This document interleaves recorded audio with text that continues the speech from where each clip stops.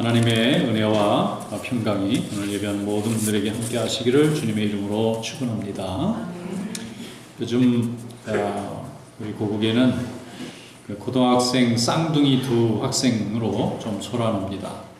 서울의 유명한 고등학교에 교무부장을 맡고 있는 선생님이 한 분 계신데, 그 선생님에게 같은 학교에 다니고 있는 쌍둥이 두 딸이 있어요.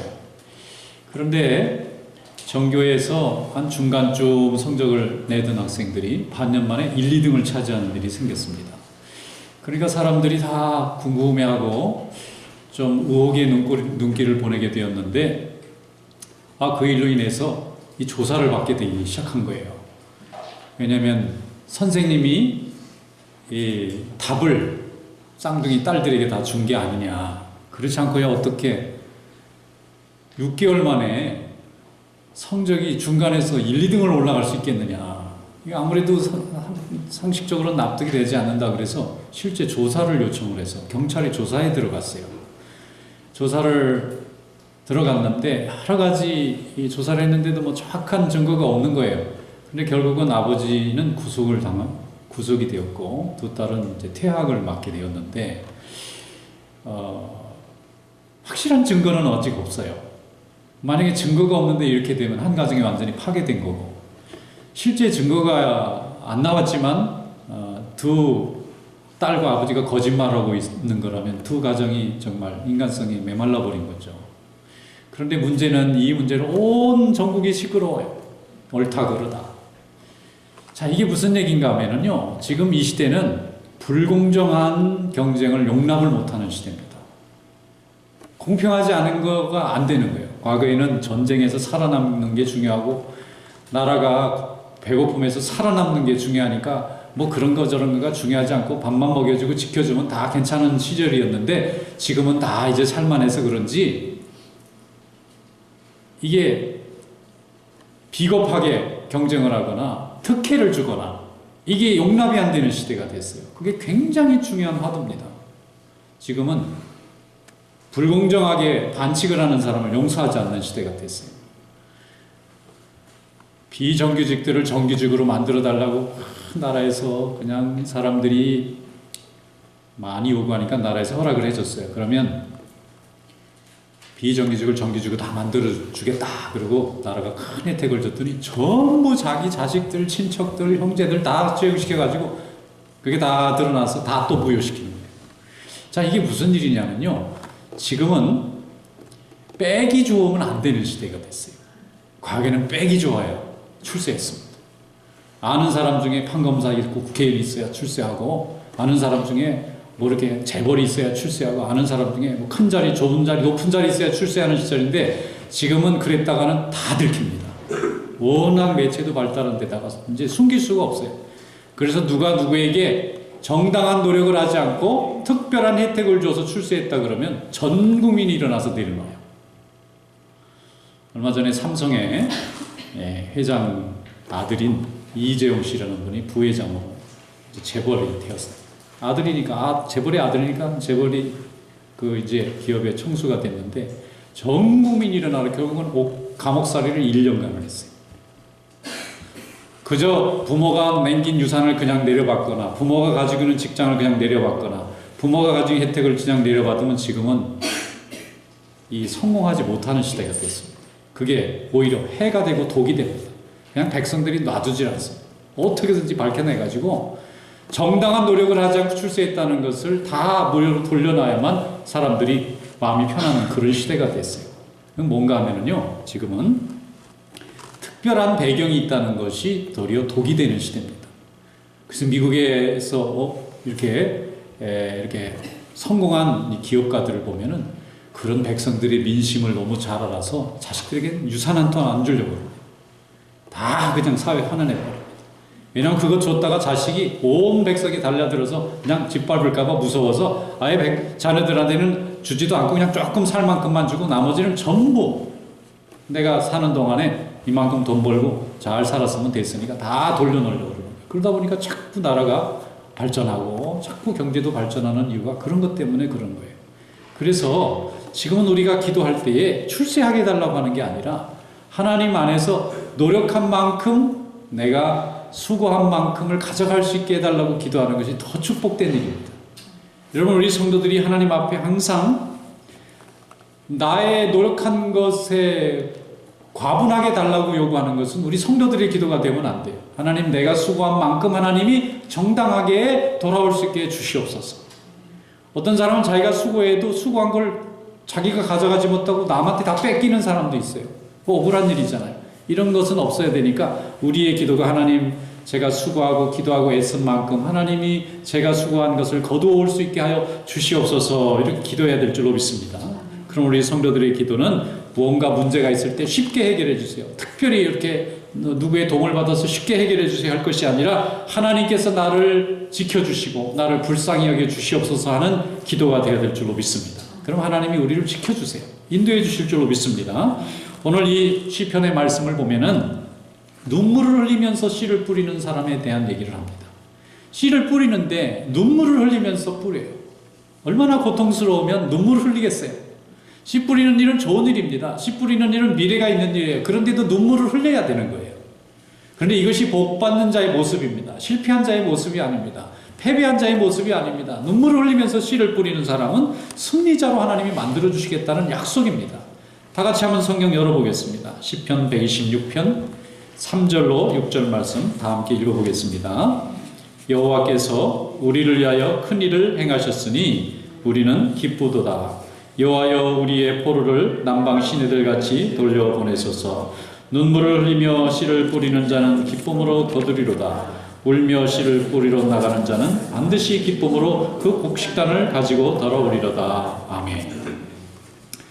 BC 586년, 다시 말해서 예수님이 이 땅에 오시기 한 600년 전쯤에 이스라엘 백성은 결국 나라가 망했습니다. 나라가 없어지고 또 성전도 불타서 사라졌어요. 그리고 온 백성들은 바벨론이라는 나라에 강제로 다 잡혀갔어요. 잡혀가서 바벨론 백성들의 집에 강제로 분배됐습니다. 노예니까. 그 집의 종으로.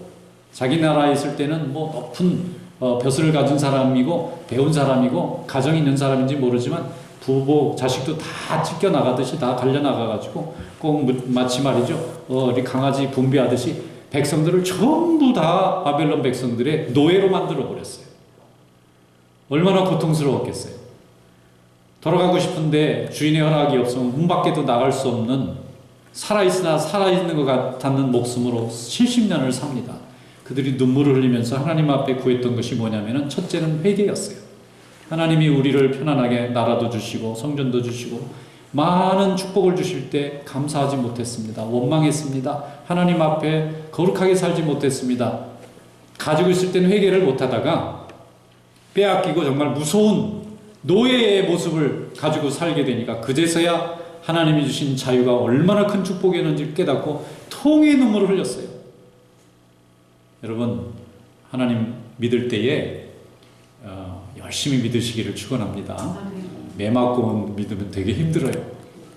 매 맞기 전에 하나님이 지금 주신 이걸 갖고 불평하면 안 됩니다. 이거 불평하면요, 이거보다 더 비참한 걸 놓고 회개해야 돼요. 이스라엘 백성들은 수없는 기회가 있었어요. 너무나 많은 선지자들 하나님이 보내주셨어요. 회개하라고. 너희들이 받은 이 복을 잃어버리고 나면 얼마나 더 고통스러운 자리로 내려갈지 모르니까 지금 불평하지 말고 회개하라. 이사야도 보냈습니다. 예레미야도 보냈습니다. 아모스도 보냈습니다. 호세아도 보냈습니다. 요엘도 보냈습니다. 많은 선지자를 보냈는데 일이 듣고 일이 다 흘려버렸어요. 지금 내 나라가 튼튼하고 내가 문제가 없는데 내가 무슨 더 고통을 받을 소냐. 그리고 하나님이 금지하는 바알 섬기고 세속 섬기는 일에 열심을 부리다가 나라가 잃어버리고 나니까 정말 노예의 삶을 살아가야 되는 거예요. 그들이 첫째 눈물의 회개를 했어요. 노예로 살면서 회개했어요. 매 맞으면서 회개했습니다. 고통당하면서 회개했어요. 그리고 두 번째 회개하고 나니까 그렇게 예배를 드리고 싶은 거예요. 그렇게 성전에서 제사장들이 다 가득 차게 찬양을 부르면서 제사를 드렸던 그것이 괴로운 짐이라든가 힘든 의무가 아니라 하나님이 우리를 인정해 주시고 축복해 주신 통로라는 것을 비참한 노예 상태에서 깨달았어요. 그러니까 날마다 성전을 바라보고 싶은 거예요. 성전으로 돌아가고 싶은 거예요. 돌아갈 수가 없잖아요. 그래서 그들이 눈물을 흘리면서 기도했습니다. 하나님, 우리가 다시 예배 드릴 수 있게 해주세요. 우리가 다시 성전으로 돌아갈 수 있게 해주세요. 그들은 고국으로 돌아가겠다. 그런 말은 성전에 돌아가서 그 예배를 다시 드려보고 싶다고 하는 간구를 했는데 눈물을 흘리면서 씨를 뿌렸어요. 씨를 뿌린다는 것은 생각을 심는다는 거예요. 그 마음을 품는다는 것입니다. 그리고 그들은 70년이 지난 후에 놀라운 체험을 경험합니다. 갑자기 바벨론이라는 그 엄청난 나라가 페르시아라는 나라에게 멸망당합니다. 그런 나라가 아니에요. 바벨론이라는 나라가 엄청나게 무섭고 강한 나라였는데 하루아침에 페르시아에게 망합니다. 성경에는 바사라는 이름으로 나오는 이 나라가 페르시아입니다. 이 나라가 망하고 바벨론을 다 점령하고 들어가 보니까 유대 사람들이 포로로 잡혀 있고 불쌍하잖아요. 그래서 돌려보낸 거예요. 왕이 너희들이 원하는 고국으로 돌아가도 좋다. 돌아가서 너희들이 세우고 싶은 성전도 세우고 예배드려도 좋다.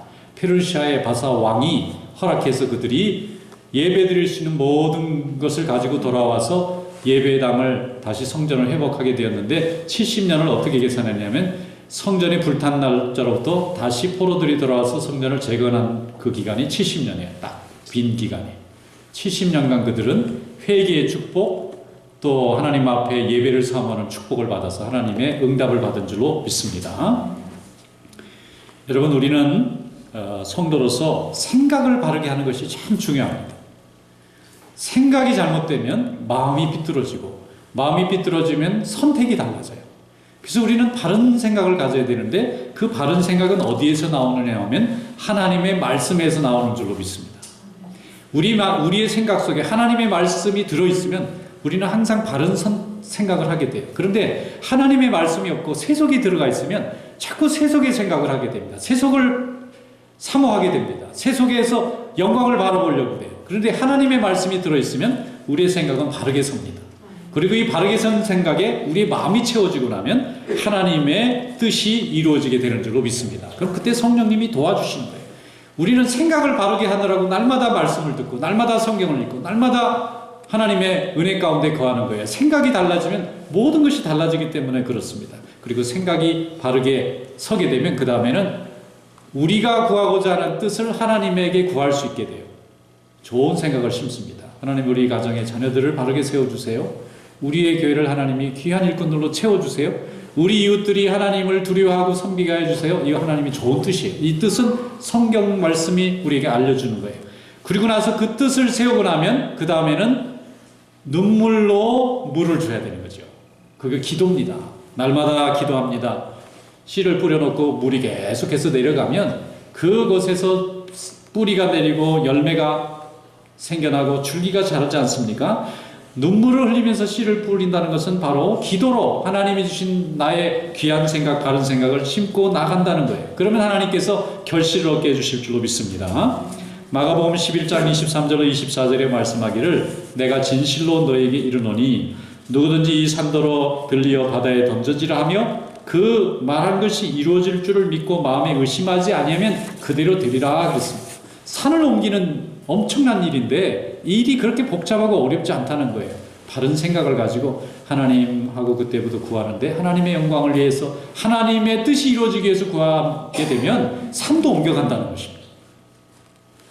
그러므로 내가 너희에게 말하노니 무엇이든지 기도하고 구하는 것은 받은 줄로 믿으라. 그리하면 너희에게 그대로 되리라 그랬습니다. 우리 예수님은 참이시죠. 진리이십니다.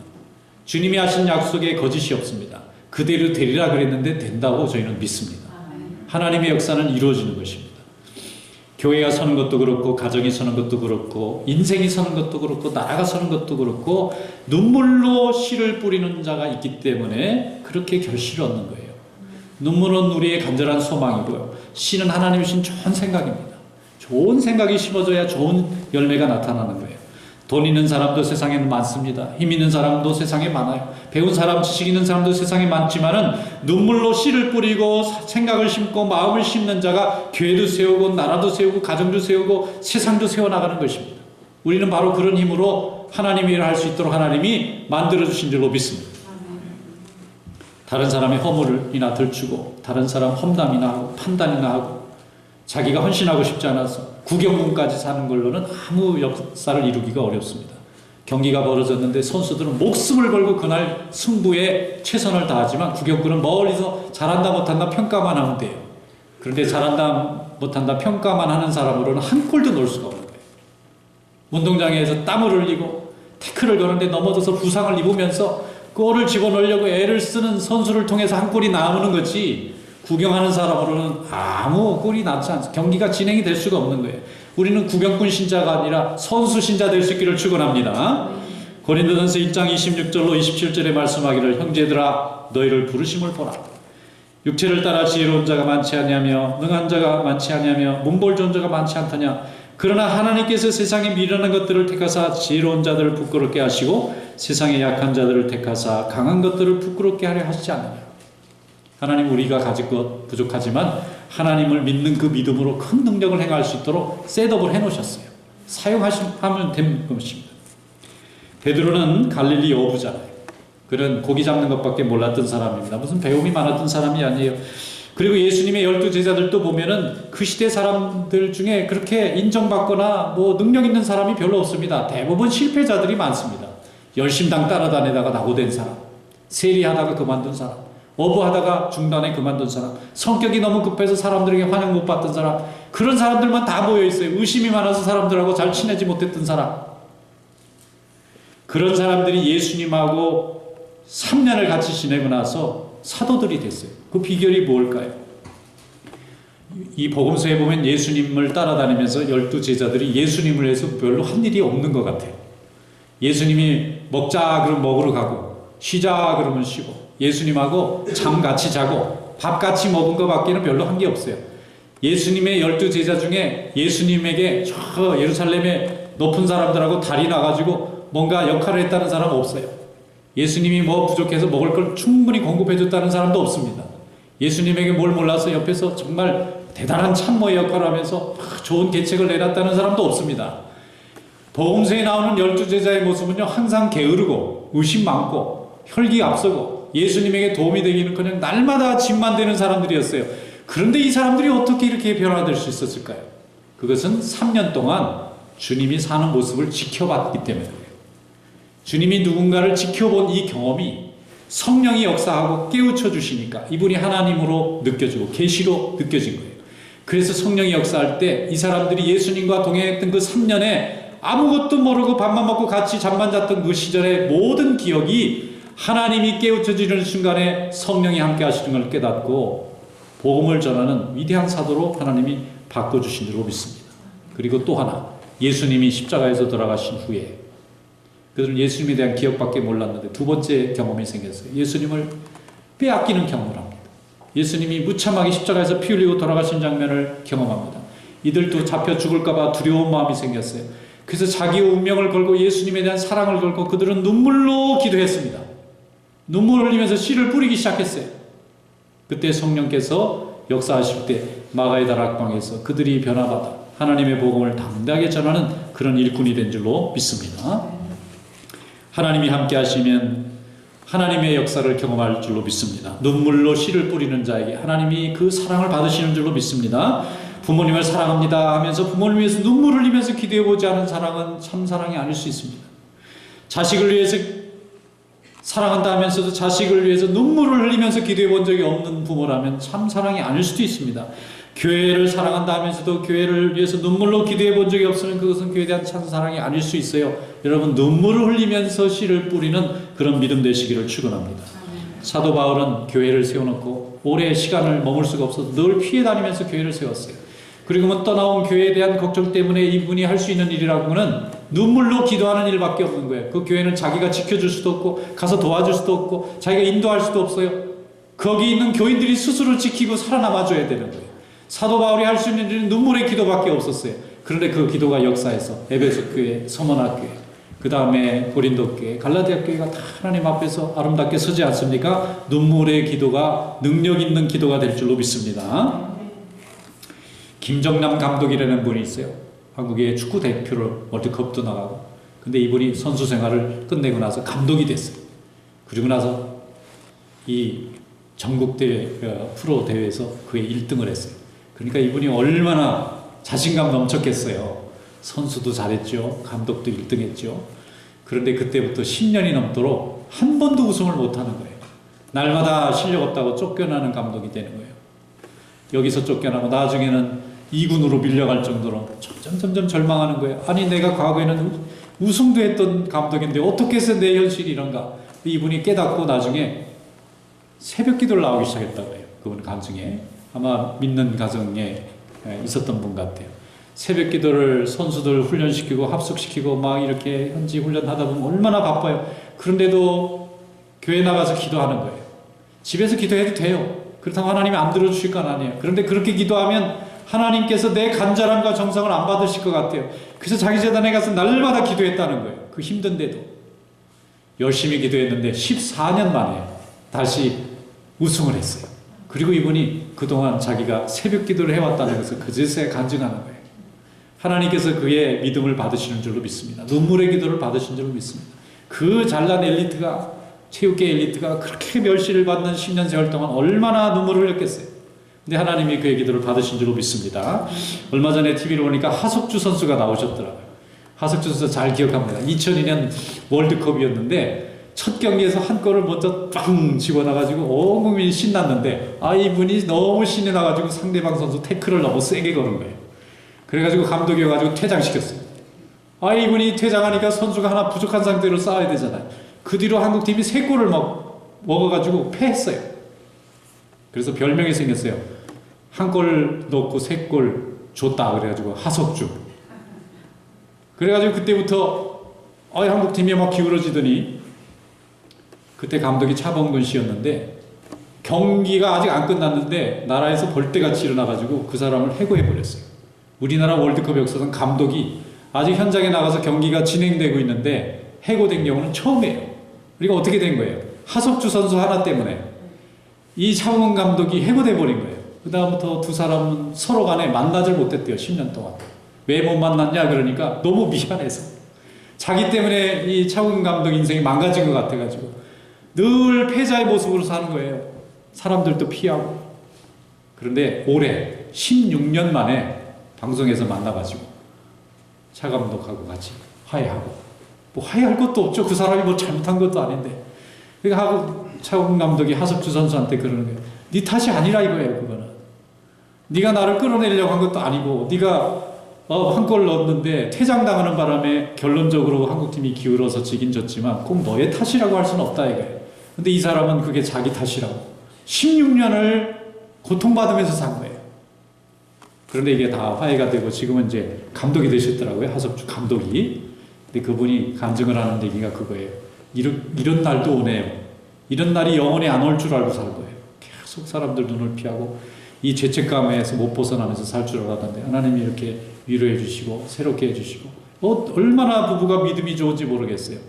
여러분, 하나님께서 눈물로 씨를 뿌리는 자에게는 하나님이 다 거두시게 해주실 줄로 믿습니다. 우리의 간구를 하나님이 들어주실 줄로 믿습니다. 하나님께서 동행해 주실 줄로 믿습니다. 시편 37편 5절 6절에 말씀하기를 내 길을 여호와께 맡기라.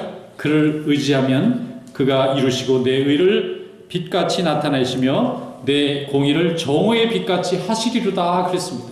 어둠 속에 있는 우리의 삶을 빛으로 하나님이 비춰주시니 이 큰 은혜가 눈물의 씨앗, 눈물의 기도를 가지고 주님 앞에 나가는 종들에게 있을 줄로 믿습니다. 이런 믿음으로 승리하시기를 주님의 이름으로 축원합니다.